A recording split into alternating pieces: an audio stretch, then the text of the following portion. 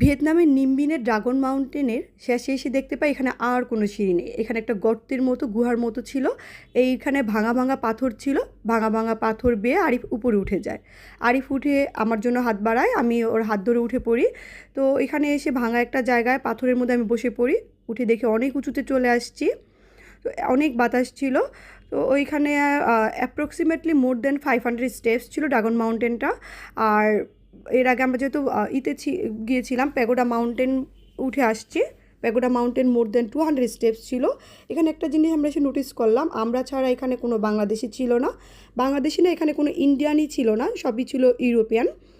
এখানে আসতে হলে কাপড়ের ব্যাপারটা খুবই কনসিয়াস থাকতে হয়। লং কামিজ বা ওড়না পরে আসা ইম্পসিবল। এখানে লং কামিজ বা ওড়না কোনো কাপড়ে পাড়া লাগলে একদম নিচে পড়ে যাবে, তো অ্যাক্সিডেন্ট হতে পারে। সেই জন্য সবাইকে এখানে দেখলাম কাপড় এবং জুতার ব্যাপারে খুবই কনসিয়াস। এই পাহাড়ে ওঠার একটা নিয়মও আছে, পাহাড়ে উঠতে হলে আপনাকে জামা কাপড় এবং জুতা কমফোর্টেবল এবং সিম্পল হতে হবে, আদারওয়াইজ এটা পসিবল না ওঠা।